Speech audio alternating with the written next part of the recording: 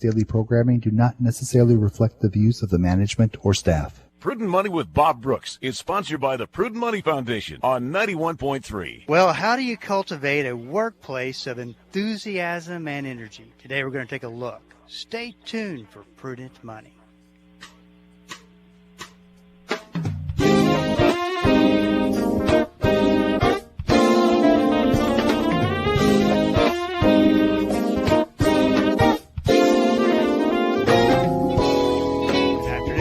Bob Brooks, and you are listening to the Prudent Money Radio Show. Thank you so much for joining me today. You know I do appreciate it. So how do you avoid burnout in the workplace and create energy and enthusiasm instead? Well, Dr. Mia Russell, professor at John Hopkins University, is here to tell us how and talk about their new book, Fired Up, A Guide to Transforming Your Team from Burnout to Engagement. Dr. Russell, welcome to Prudent Money. Thank you, Bob. I'm really happy to be here. You know, Dr. Russell, as I was looking through the book, I could not help but think that the timing of this book that you and Dr. Liggins wrote could not be any better. I mean, with all the change and virtual transition, there has to be a great deal of burnout right now. Yes, certainly. And, burnout isn't new, but I definitely agree that we put these ideas to paper at a timely. It was timely. Burnout has been around since 1974 as a kind of emerging as a social problem. Herbert Freudenberger created this concept of burnout, primarily focused on helping professions. So, teachers, doctors, nurses, police, right? All of these different careers that are here to help others. And they were emotionally spent.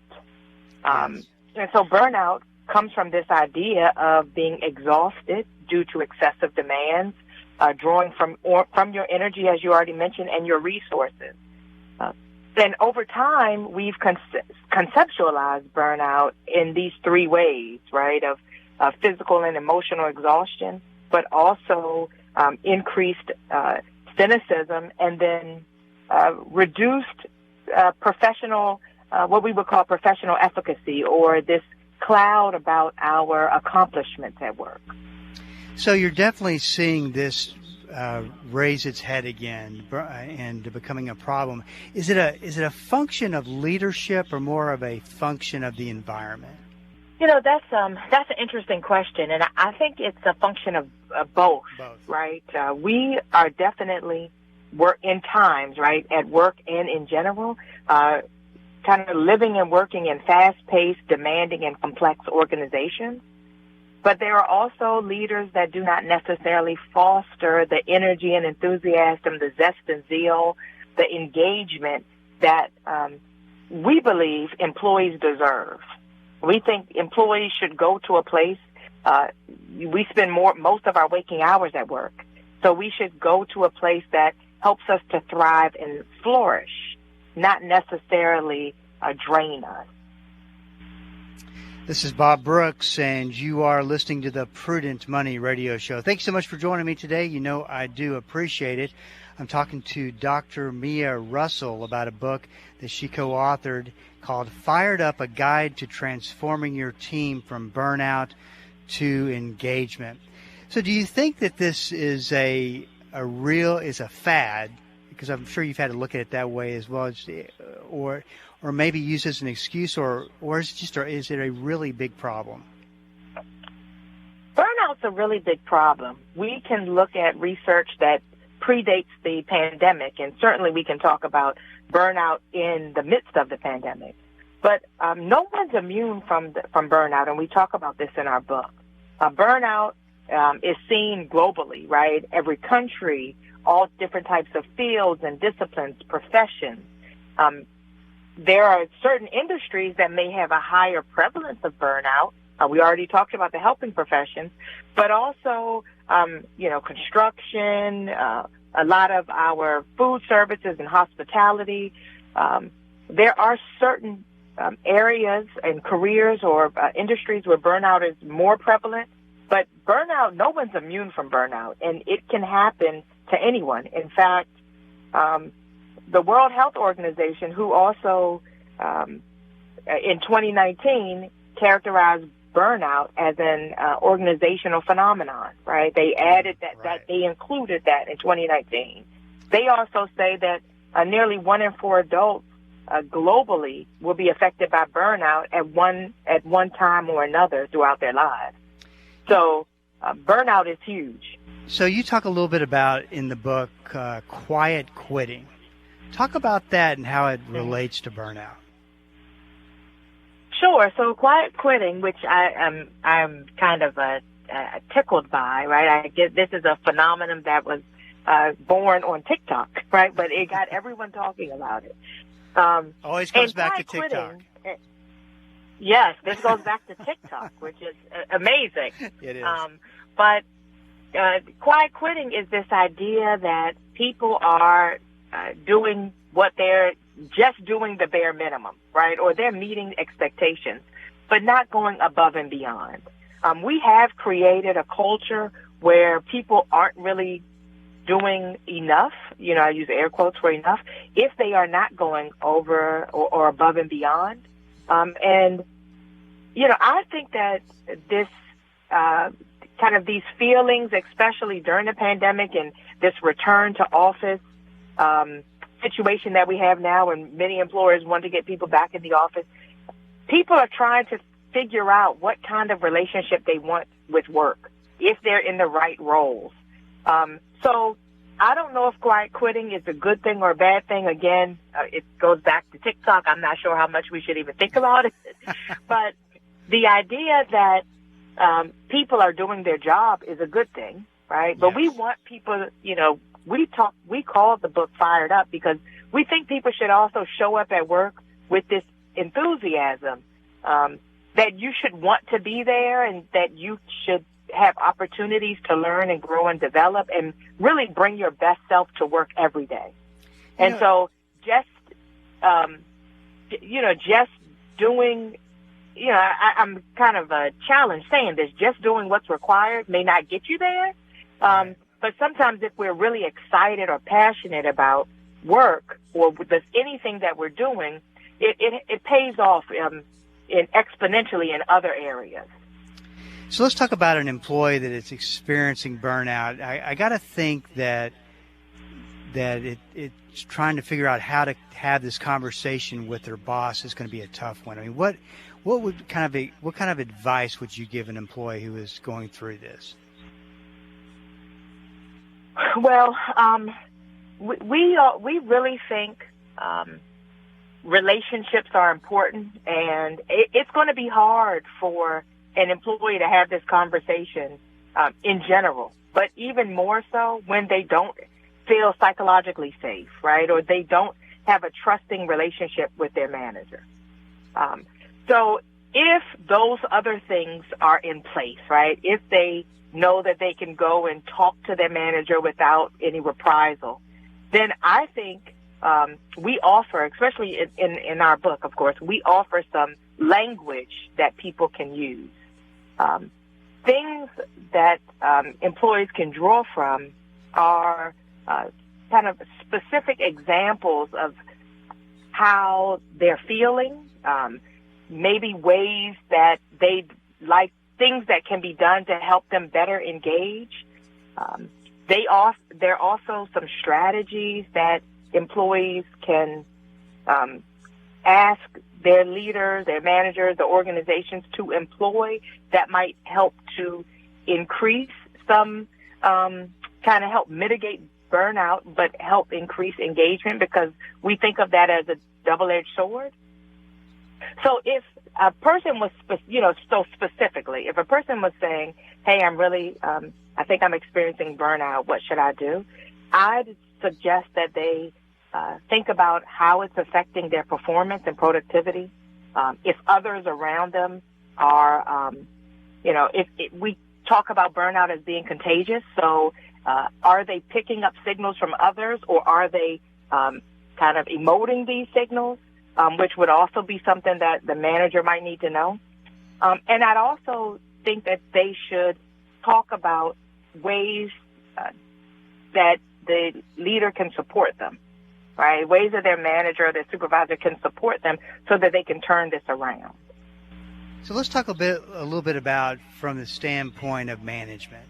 I got to think that you run across those managers who say, listen, just kind of get a grip on it and get your work done. Not having a lot of empathy, which would be a dangerous way to handle it, obviously. Talk about what kind of advice you would give to management that are just kind of starting to figure this out, that there's a lot of burnout, that things need to change. The advice, of course, you give in this book is incredible. But what advice do you give them just straight off the bat? They're going to have this conversation. Well, I think I'd start by letting them know that burnout isn't their fault as the manager, but it's their responsibility. Right. And there are some reasons why they should care, right? So, for example, just some recent research, 61% of workers report high levels of stress that are causing fatigue. 60% of employees are reporting increased work pressure. 56% of employees are experiencing increased job demand. 67% of employees are feeling overextended by their workload. I could go on and on, right? So this is not a me problem, right, or a you problem as the manager. This is something that's happening globally in almost every kind of career field and industry. So I think I'd try to depersonalize it, because sometimes a manager might feel like, what have I done wrong, right? Next, I tell them. Go ahead. No, go ahead, please. No, go ahead. I want to finish your thought there. Okay. All right. Next, I tell them that they should think about this from a risk management perspective. This is what managers do best, right? Try to identify risks and stave them off. And we like to liken this term, be a burnout risk manager. By being a burnout risk manager, you don't even necessarily have to wait for your team to come to you and say that they're experiencing something. You'll start to, be on the lookout for things like emotional and physical strain or drain, increased callous or uncaring attitudes. Perhaps there's an employee that is not as involved or speaking up as much as they once had.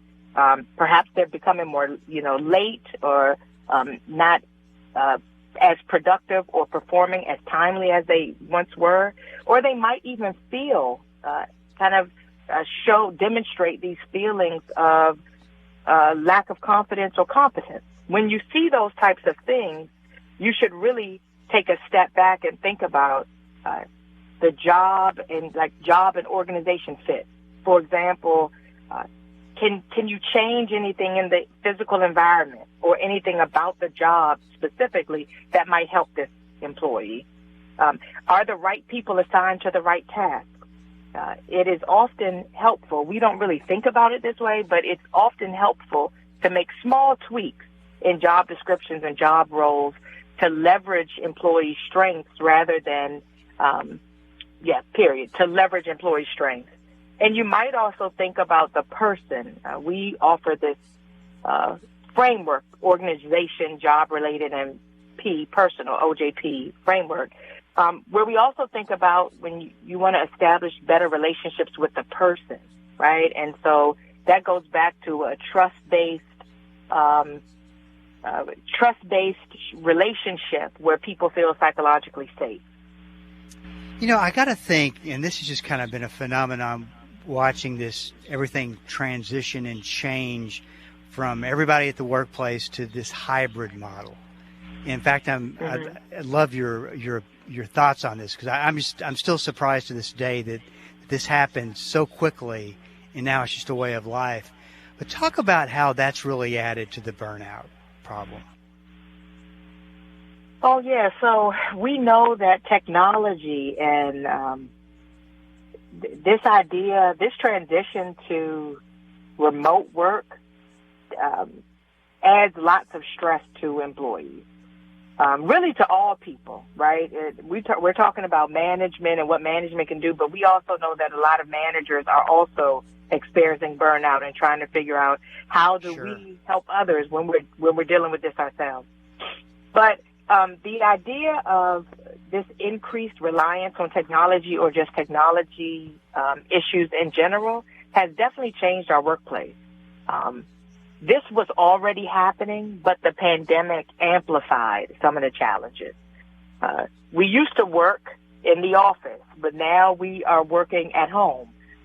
You stop what you may take breaks throughout the day, but you remember something late in the evening and you just get back on the computer. It's in kind of added to this overwork culture, which we definitely have in the U.S. We know that excessive use of technology has a downside. We saw early in the pandemic that Stanford had a Zoom exhaustion and fatigue scale where they were measuring the kind of the impact of Zoom use and video call use on people, and even having your camera on, looking at yourself, was increasing stress levels. Interesting.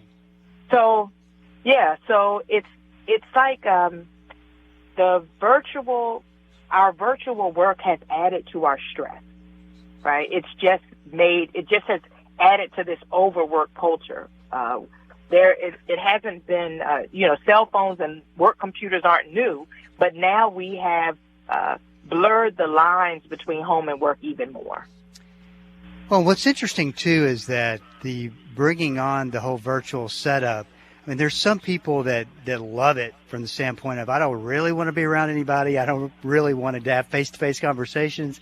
And then there's people who need the personal connection and maybe not getting it. So it's such a dynamic at play. Yeah. I know people across both sides of the spectrum, right? Anecdotally, I know I do better in person. I missed some of the social exchange and interaction. Right. But I also know that I can be much more productive when I'm at home without any distractions, right? We even had a term for it, water cooler talk, right? Sure. There was a term for those exchanges in the office. So it's definitely, there are challenges, and there have been some really good things that have come out of this, but then also many challenges. And so it is going to be interesting how we navigate and create this best of both worlds scenario. Well, this book that Dr. Russell co-wrote with Dr. Liggins is really I look at it and look through everything that you guys have included in the book, and it seems more like how to change the culture and your employees get more out of this culture. And the name of the book is Fired Up, A Guide to Transforming Your Team from Burnout to Engagement. One of the themes that I really liked about the book, Dr. Russell, was that you focus on the theme of investing in communication, investing in personal development, that type of thing. And I think that's just so very, very important that the employees feel like, hey, we're getting invested into. Mm-hmm. Yeah, we know that there are strategies that work, right? When employees feel valued, feel heard, feel appreciated, they perform better. And I think if we think about the inverse, right, when employees are experiencing burnout, they're not performing, they're not very productive, and most importantly, those feelings are contagious, right? Especially when we work in teams. When people are apathetic, that can unfortunately bleed around the entire organization and certainly the team. So when managers and leaders invest in high-quality relationships, investing in a personal relationship and personal development, those are two. They help to establish this unspokenness of I care, right? I want to know that you're doing well. I want to know that we want you here. You're an important part of our team. We want to provide, in investing in personal development, for example, we want to provide opportunities for your growth and development. here within the company, here within the role, and sometimes just in general in career advancements, even if you leave. We also want to invest in processes that help you do your job better. Sure. No one wants to be in an organization where there are a bunch of kind of cogs in the process, and it's an uphill battle every time they're trying to get their job done. We also talk about investing in flexibility to the point of return to office or how we navigate hybrid work. It's really important that managers provide autonomy and flexibility. Autonomy is key to help, really to helping fight against burnout. When employees have, a say in how they do their work, how they balance it, they feel they can take better ownership. Sure. We also suggested investing in communication and recognition, as well as community. And we talk about community in two ways. One, in relationships, but also thinking about the broader community where you live and work, like volunteerism activities. These are also ways when employees kind of volunteer to help others in a communal way. It also helps to bring them together. So there are lots of strategies that organizations and managers can try that actually work, that we know are proven to work. Once again, the name of the book is Fired Up, A Guide to Transforming Your Team from Burnout to Engagement. Dr. Russell, congratulations on your book, and thanks for coming on the program. Thank you so much. This is Bob Brooks, and you are listening to the Prudent Money Radio Show. Hey, I want to make sure that you know about the 5 questions that could save your retirement webinar, which is tomorrow. Boy, Wednesday came up fast. It seems like it was last week we were talking about this, and it's tomorrow, Wednesday and Friday at noon. And I'm going to talk about I get this question all the time. What should I be asking? What should I be looking at? There's just so many dynamics going on. I mean, 2022 has been a horrible year for investments, not only stocks, but bonds as well. So there's 5 separate questions I'm going to be talking about, covering everything from inflation to bear markets, which you really need to know what history says about where we're going. Very important aspect of it. And what do I do now? How do I handle inflation? What steps do I take? And how much risk should I take? What about my 401k plan? We're going to cover it all and talk about everything that you need to know. So once again, to sign up for the webinar either day, Wednesday, tomorrow, or Friday, you go to prudentmoney.com, and it'll be obvious where you go to sign up. Just sign up, and we'll send you a link, and then we'll be doing the webinar tomorrow, Wednesday, and Friday.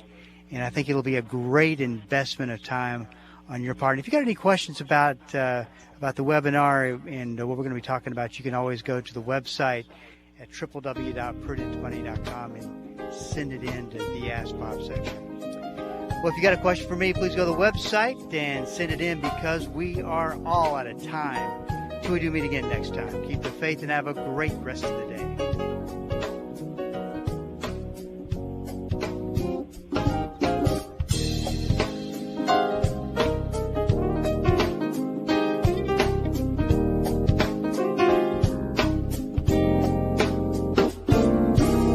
That's all the time we have for today. Questions or comments for Bob, or to find out more great information like what you've just heard, visit www.prudentmoney.com. Be sure to join Bob Brooks again for the next edition of Prudent Money.